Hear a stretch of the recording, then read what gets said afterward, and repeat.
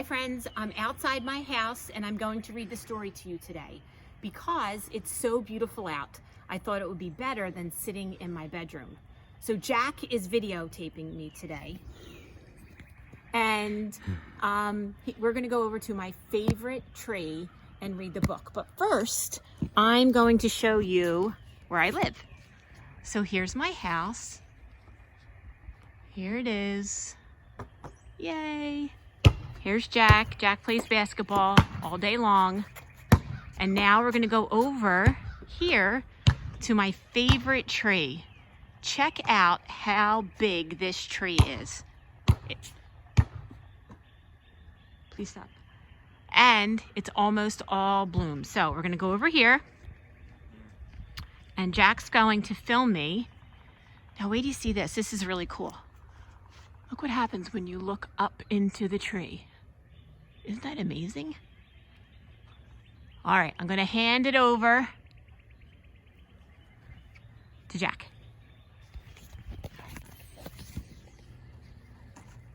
All right. So, let's get started. Are you close enough, Jack, so that they can see the book? It's more important to see the book than to see me. Eric Carle, The Tiny Seed. He is the author and the illustrator. It is autumn. A strong wind is blowing. It blows flower seeds high in the air and then carries them across the land.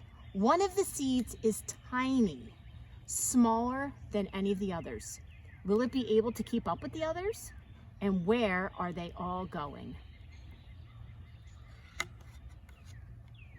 One of the seeds flies higher than the others. Up, up, up, up, up it goes.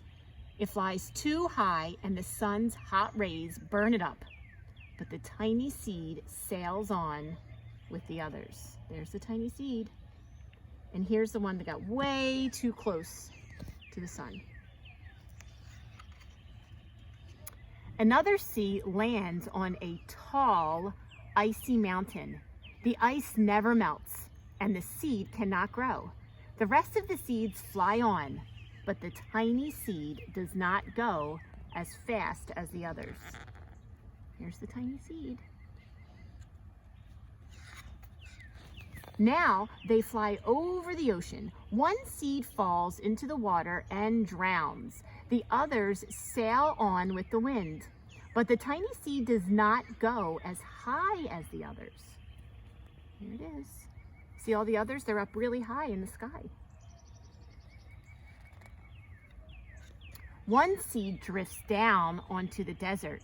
It is hot and dry, and the seed cannot grow. Now the tiny seed is flying very low, but the wind pushes it on with the others. There's a cactus. Cactus live really well in the desert because they don't need lots of water. What happens is when it rains a little bit in the desert, they absorb all the water, they keep the water inside, and then they drink it slowly when they need it. Finally, the wind stops and the seeds fall gently to the ground. A bird comes by and eats one seed. The tiny seed is not eaten. It is so small that the bird does not see it. Can you see that tiny seed? Now it is winter. After their long trip, the seeds settle down. They look just as if they are going to sleep in the earth. Snow falls and covers them like a soft white blanket. A hungry mouse that also lives in the ground eats a seed for his lunch. But the tiny seed lies very still and the mouse does not see it. Now it is springtime like it is right now. After a few months, the snow has melted. It is really spring. Birds fly by, the sun shines, the rain falls, the seeds grow so round and full, they start to burst open a little bit. Now they are not seeds anymore. They are plants. First, they send roots down to the earth. Then their little stems and leaves begin to grow up toward the sun and the air. There is another plant that grows much faster than the new little plants. It is a big, fat weed. And it takes all the sunlight and the rain away from the one small new plant, and that little plant dies. The tiny seed hasn't begun to grow yet. It will be too late, hurry, hurry. But finally it starts to grow into a plant. Here's the tiny seed. It's smaller than the others. The warm weather also brings the children out to play. They too have been waiting for the sun and springtime. One child doesn't see the plant as he runs along and crunch, oh, he breaks one. Now it cannot grow anymore. The tiny plant that grew from the tiny seed is growing so fast, but its neighbor grows even faster. Before the tiny plant has 3 leaves, the other plant has 7 leaves, and look, a bud, and now even a flower. But what is happening? First, there are footsteps. Then a shadow looms over them. Then a hand reaches down and breaks it off. A boy has picked a flower to give to his friend. It is summer. Now the tiny plant from the tiny seed is all alone. It grows on and on. It doesn't stop. The sun shines on it and the rain waters it. It has many leaves. It grows taller and taller. It is taller than the people. It is taller than the trees. It is taller than the houses.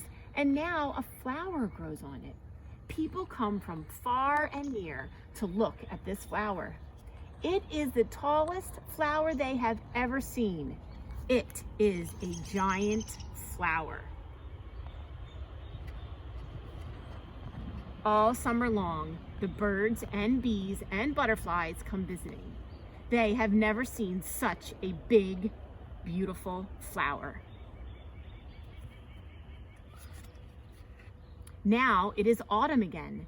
The days grow shorter, the nights grow cooler, and the wind carries yellow and red leaves past the flower. Some petals drop from the giant flower and they sail along with their bright leaves over the land and down to the ground. The wind blows harder. The flower has lost almost all of its petals. It sways and bends away from the wind, but the wind grows stronger and shakes the flower.